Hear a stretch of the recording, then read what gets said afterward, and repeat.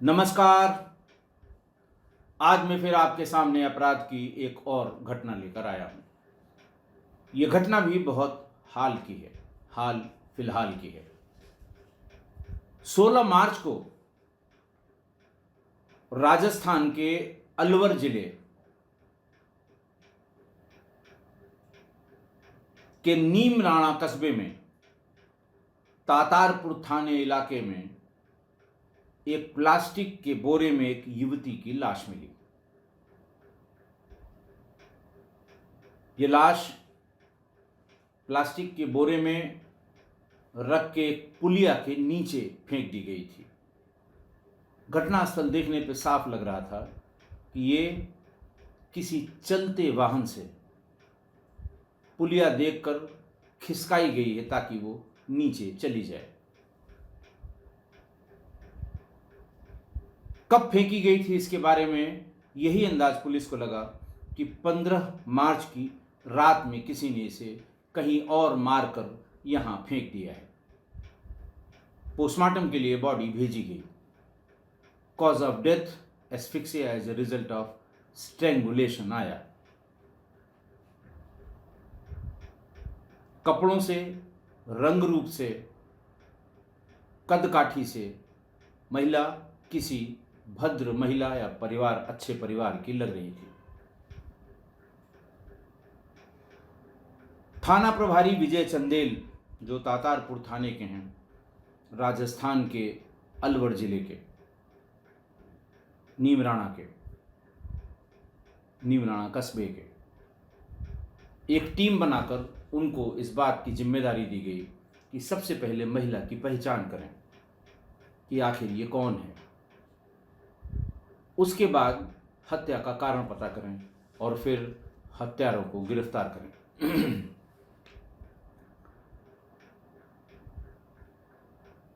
Team ने जिन जिन toll से इस गाड़ी का आना संभावित था, उन टोल्स पर गाड़ियों के नंबर इकट्ठा किए संभावित समय पर, एक निश्चित टाइम स्लॉट पे, कि सूर्यास्त यानी 6 बजे के बाद और सुबह यानी सूर्योदय से पहले। क्योंकि स्थानीय नागरिकों ने बताया कि साहब, ये किसी ने बताया ये 8 बजे तक नहीं थी, किसी ने बताया ये 9 बजे तक नहीं थी, किसी ने कहा 12 बजे के बाद डाली गई है। सिस्टमैटिक विवेचना की आईओ ने, नंबर सारे निकाले गए।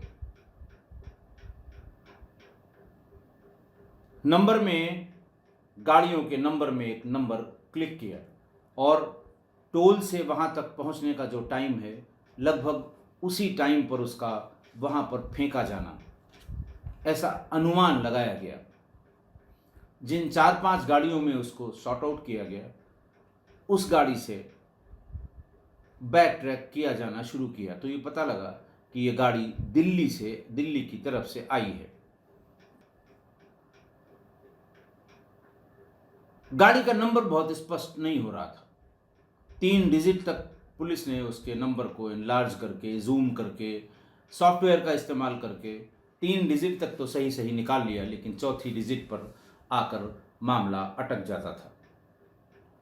सारे परम्यूटेशन कॉम्बिनेशन से अलग अलग जिलों में जाकर इस गाड़ी के रजिस्ट्रेशन और उसके मालिक का पता किया गया। ये जिले थे जहां टीमें गईं: आनंद विहार दिल्ली का, गांधीनगर दिल्ली का, करावल नगर दिल्ली का और गाजियाबाद उत्तर प्रदेश का।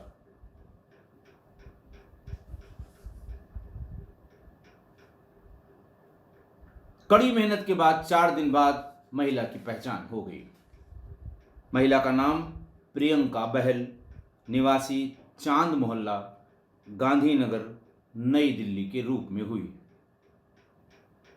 घरवालों ने बताया कि 14 मार्च को ये बैंक से अपना पैसा निकालने गई थी। उसके बाद से ये लौट कर नहीं आई। ये पूछा गया कि बैंक से पैसा निकालने किस रास्ते से किस बैंक तक गई थी। घरवालों ने बताया कि वो एक बड़े व्यवसायी के यहाँ ट्यूशन बच्चों को पढ़ाने जाती थी।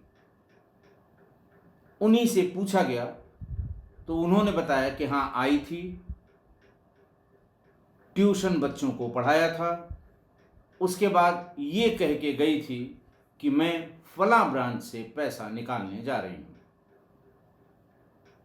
पुलिस ने उस रास्ते को, जिस रास्ते से उसका बैंक तक जाना, मालिक जो जिसके यहाँ ट्यूशन पढ़ाती थी उसने बताया, उस रास्ते पर देखा गया।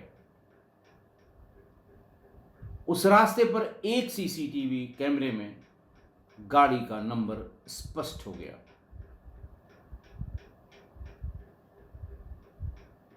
ये गाड़ी वहीं के एक दिल्ली के ही व्यवसायी थे कपिल,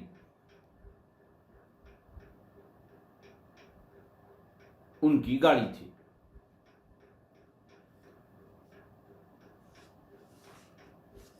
पुलिस ने कपिल को हिरासत में लिया। तब जाकर पूरी बात सामने आई। पता ये लगा, प्रियंका जिसकी उम्र करीब 28 वर्ष थी, वो कपिल के बच्चों को ट्यूशन पढ़ाने के लिए घर पर आया करती थी। ऐसा वो लगभग साल भर से कर रही थी। इसी ट्यूशन पढ़ाने के दौरान कपिल के संबंध प्रियंका बहल से हो गए। धीरे धीरे उनमें और रिश्तों में प्रगाढ़ता आ गई। प्रियंका बहल ने कुछ इंटीमेट सीन्स के फोटोग्राफ और वीडियोग्राफ भी बना लिए थे, बिना कपिल यानी उस व्यवसायी की जानकारी के। जैसे ही उसके पास वो फोटोग्राफ और वीडियोग्राफ आ गई, उसने कपिल से ये कहा कि अब तुम्हें शादी करनी होगी। ये बात सुनकर कपिल सख्ते में आ गया। कपिल ने कहा, मैं शादीशुदा हूँ, तुम जानती हो, इतने दिनों से घर पे आती हो, मेरे कितने बच्चे हैं ये भी तुम जानती हो। हम शादी नहीं कर सकते और हम किसी कीमत पर शादी नहीं कर सकते। इस पर प्रियंका ने कहा कि अगर शादी नहीं कर सकते तो 50 लाख रुपए फौरन मुझे दे दो। बात ब्लैकमेलिंग पर आ गई। पूरा दिन कपिल घर में भी और अपने व्यवसाय में भी अनमना सा रहने लगा। रात रात भर सोता नहीं था। प्रियंका का फोन जब आ जाता था तो वो फोन लेकर बाहर भागता था। उनकी पत्नी को शक हुआ। पत्नी ने पूछा, क्या बात है, तुम हफ्तों से बहुत परेशान हो। वो बात को टालता रहा। लगभग 1 हफ्ते बाद एक दिन उसने पूरी बात बताई कि मैं बड़ा बुरा फंस गया हूं, गलती मेरी है। पत्नी ने उससे कहा, कोई बात नहीं है, तुम अगर अपनी गलती को मान रहे हो तो फिर हम दोनों मिलकर इस समस्या से इसका समाधान निकालेंगे। मैं उससे बात करूंगा। कपिल ने अपने पत्नी से कहा कि खबरदार, इस सिलसिले में उससे कोई बात मत करना। उसने ये कहा है कि तुम्हारा फेसबुक, तुम्हारा इंस्टाग्राम, तुम्हारा ट्विटर अकाउंट सब मेरे पास है, सब पर तुमसे बात हुई है। तुम्हारे सारे दोस्तों और रिश्तेदारों की आईडीज हमारे पास हैं। अगर किसी तीसरे व्यक्ति ने, चाहे वो पुलिस ही क्यों न हो, तुम्हारे घर वाले क्यों न हो, अगर मेरे घर वाले क्यों न हो, अगर किसी तीसरे व्यक्ति ने मुझसे इस संबंध में कोई बात की, घंटे भर के भीतर ये वीडियो और ये फोटोग्राफ अपलोड कर दूंगी। तुम कहीं मुंह दिखाने काबिल नहीं रहोगे। ये बात सुनकर उसकी पत्नी भी ठिठक गई।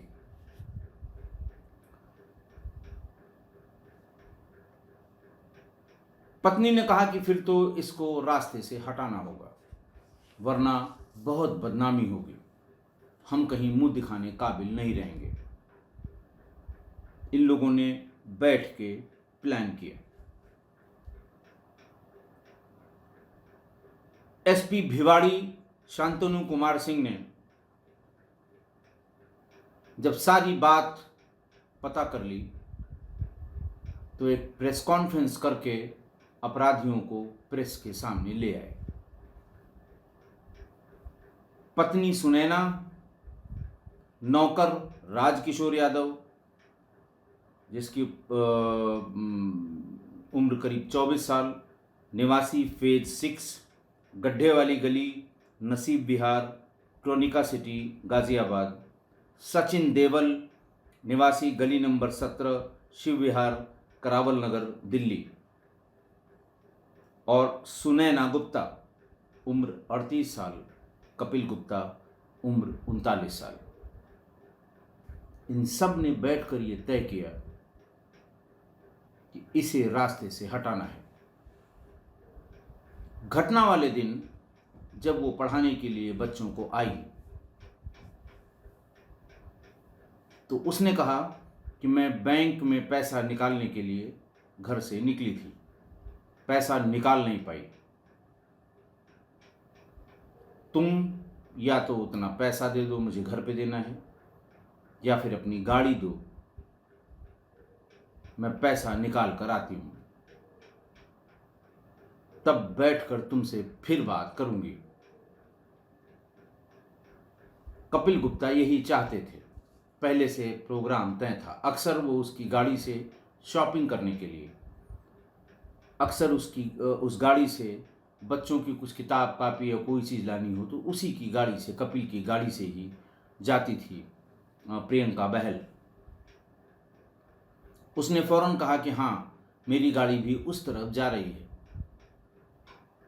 मेरे दोनों नौकर, उनको फला सामान फला जगह से लाना है, तुम्हारा पैसा बैंक से निकलवा देंगे और फिर सामान लेके उधर से चले आएंगे, तुम्हें फिर से हमारे यहाँ ड्रॉप कर देंगे। प्रियंका ने कहा बिल्कुल ठीक। प्रियंका उस गाड़ी पर सवार हो गई। दोनों नौकर राजकिशोर यादव और सचिन देवल ये भी गाड़ी में बैठ गए। गाड़ी जैसे ही थोड़ी देर आगे बढ़ी, चलती गाड़ी में इन दोनों ने प्रियंका का गला दबा दिया। प्रियंका की लाश को लेकर ये वापस घर आ गए। सुनैना और कपिल को बताया कि हमने अपना काम कर दिया। गाड़ी को फौरन गैराज पर खड़ा करा दिया गया, चारों तरफ से शटर डाउन कर दिए गए। शाम होने का इंतजार किया गया। कपिल ने कहा कि पास में कहीं अगर इसकी डेड बॉडी डाली जाएगी तो पहचान हो जाएगी और फिर कहीं न कहीं से हम लोगों पर पुलिस शक करेगी, क्योंकि वो हमारे यहाँ ही ट्यूशन पढ़ाती थी, इसलिए इसे राजस्थान ले जाकर कहीं फेंकना उचित होगा। लेकिन ये भी बात आई कि राजस्थान तक पहुंचने के रास्ते में कई टोल ब्रिज हैं, कई पुलिस के नाके हैं, कहीं अगर चेकिंग हो गई फिर तो कोई नहीं बचेगा। तय हुआ कि सुनैना भी गाड़ी में चलेगी। महिला को देखकर थोड़ा सा चेकिंग के नाम पर पुलिस उतना रिजिड नहीं होती जितना अदरवाइज होती है। सुनैना गुप्ता, कपिल गुप्ता, राजकिशोर और सचिन देवल, ये चारों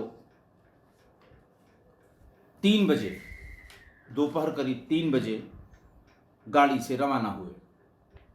बहरोड़ होते हुए शाम 7:30 बजे नीमराणा में इंदिरा बस्ती पुलिया पर पहुंचे।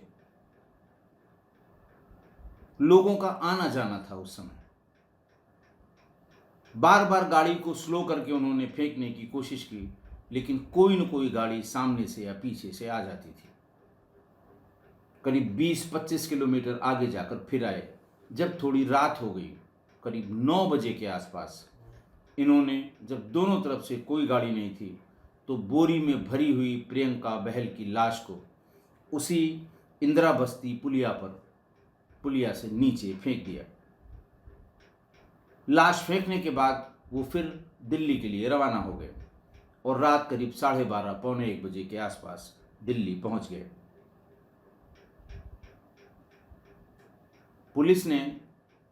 पुलिस के इस दल ने, जो थाना प्रभारी थे विजय चंदेल और उनके साथ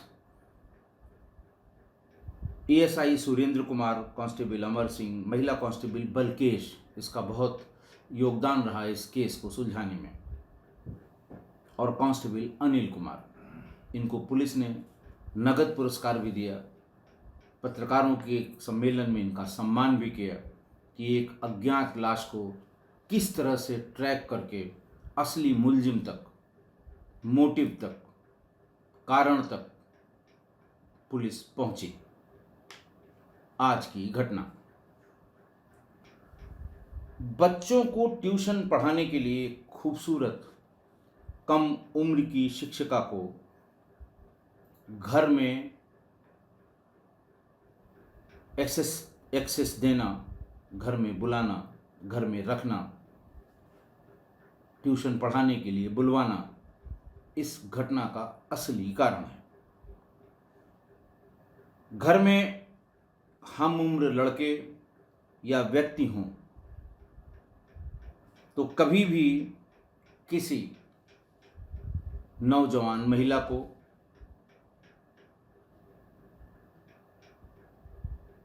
चाहे वो टीचर हो, चाहे वो खाना बनाने वाली हो, चाहे काम वाली बाई के रूप में हो, अगर उसकी एक्सेस या उसकी पहुंच या उसकी आमद-रफ्त ऐसे घर में होगी जहाँ पर